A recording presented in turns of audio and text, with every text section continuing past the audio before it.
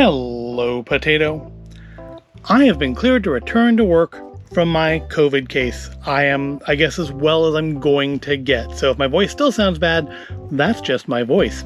And there are good things and bad things about that. The bad things are having to return to work. But the good things are, well, I mean, if I'm well enough to return to work, then I'm also well enough to put away the holiday Lego display and set up the city. And it also means I'm well enough to go shopping again. I can go to the mall for the first time this year, and I did. And of course, first place I went was the Lego store. I was looking for two things in particular. One of which they didn't have, which was the new sunflower set for the botanical series. Not for myself, but for my wife. She does put those together. But for me, I was looking for this. Kit 76205 Gargantos Showdown from Marvel Studios' Doctor Strange in the Multiverse of Madness.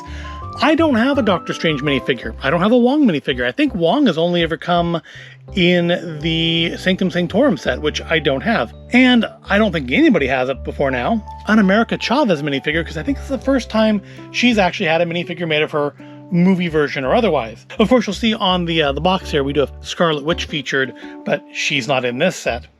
And I'm guessing this will be the only set for Multiverse of Madness, much in the same way Spider-Man No Way Home only got like one kit. A lot of these movies only seem to get one kit. And of course, the shows, the Disney Plus shows, don't get kits at all. They got to be in the minifigure series, but not in any kits. It's going to be a fairly small kit, 264 pieces. I'm thinking, because I have a very old Brainiac set in the city display normally, and I'm thinking of maybe replacing that with this. They both have kind of tentacle features to them, so I think this will be a nice addition. If there's room, maybe I'll put in both. I'm going to retire some stuff out of it this year. Some things just because they don't work anymore, like the Ultra Kitty from Lego Movie 2, which unfortunately is one of those sets that has kind of degraded very quickly. Like by the second year of having that set, the ball joints on it were cracking. They have like little ball joints kind of like those there, which, you know, that could be a bad sign. That had already like degraded and weakened and gone brittle and cracked, and frankly the whole thing doesn't stick together. I need to get replacement parts for basically all of the socket joints on it to be able to put that set back together. Hopefully we won't have that same issue with Gargantos here. I don't know anything about this movie. I just thought that was a cool looking design. I wanted a Doctor Strange figure. I'm cool to get those other two figures as well. It's all a win. And at 264 pieces, this shouldn't take very long to put together, unlike last time where we put together Ironmonger Mayhem, which only 400 and something pieces, but it still took a while. It was still very tiring. I was probably still not well enough to take on a kit like that. But this one's smaller, so hopefully I'm good. We've got 2 bags, just 2 bags. All right, no stickers, even better. And the thumb punch isn't on the bottom of the box, it's on the side of the box, which means it'll stand up just nicely as so. And the instructions aren't folded up. There's the QR code if you are interested in that. But yep, the instructions aren't all bent up, which means they'll actually stay open. A lot thinner than last time. How many steps do we have here? That's pages. A very brief 67 steps. So this should be a pretty fast build, which would be nice. Just ease back into the world with our little 2 bags. Ooh, look at Doctor Strange's cape. That's kind of cool. Not one of those little nylon capes that most minifigures come with. All right, so I guess there's not really anything else to say about it. Looks like bag 1 is going to be Doctor Strange, America, and most of the Gargantos body, and bag 2 will be Wong and all the tentacle bits. So there's not a lot to say about it. It looks like a cool set. I have no idea anything about the movie. I just think it looks like a cool set. And let's get into the fast forward and build it.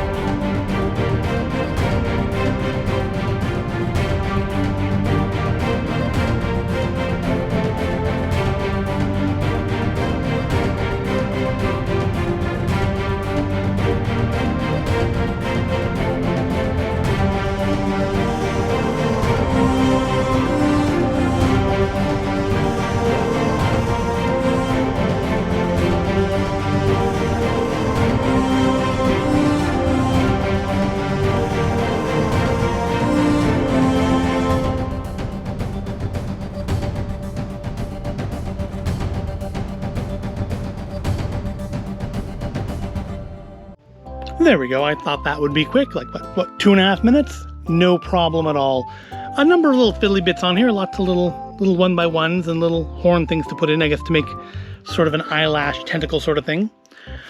He does take up quite a bit of space just because these back tentacles do only... Well, they can go down.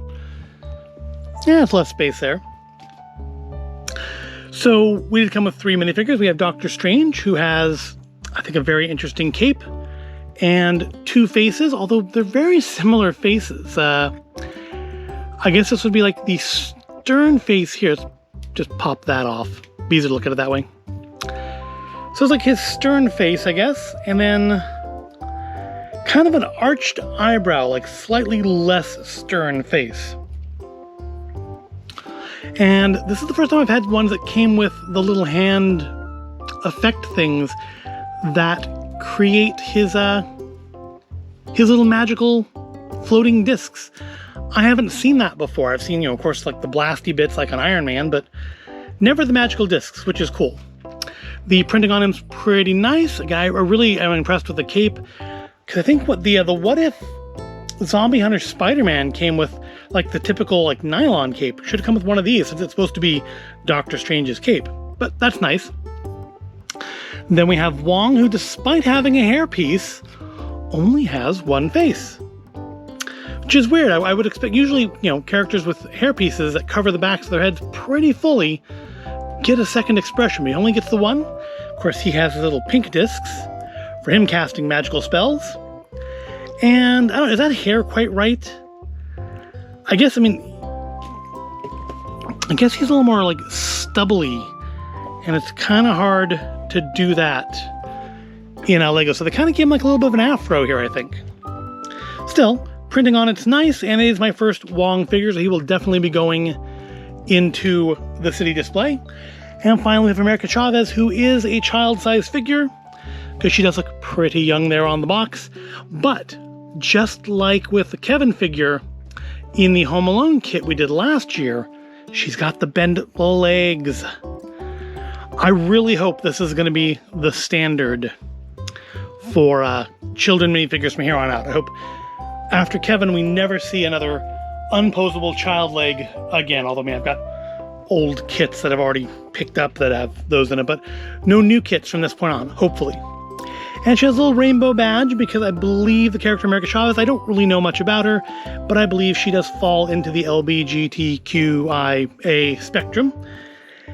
And I'm a little surprised also they put that in there, because unless that's like relevant, like something relevant in the film, it kind of just seems like you're baiting the bigots with that. I'm sure there's going to be a flood of people on the Lego Facebook page, just like there was when they released, or when they announced, the Everyone is Awesome kit last year. That, oh my god, we're never gonna buy Lego again because you're politicizing it and you're exposing the children to the gays. Whatever. Now on to what is ultimately the star of the show, Gargantos himself. Lots of little posable tentacles. There's, I think, a fair lot you can do to pose him and do stuff with him. Because not only do we have the ball joints, which I really... you have to be careful with them, because I think these little bits up here are going to fall off fairly easily, but I am quite impressed with the way... Well, I guess you can sort of see it that way. It doesn't really want to come out. That's as good as we're going to get. I'm impressed with the way they've created the ball joints here, because these pieces don't have a ball joint on them normally. So you've taken the normal kind of black sphere piece, and just put it onto one of these brown posts to create a tentacle that goes into the ball socket. And then we have his legs, which are fairly stable while still looking a little chaotic, and they are posable. I mean, you could do stuff with that if you wanted to make him potentially even more stable, or at least more random looking. But yeah, it's a nice build.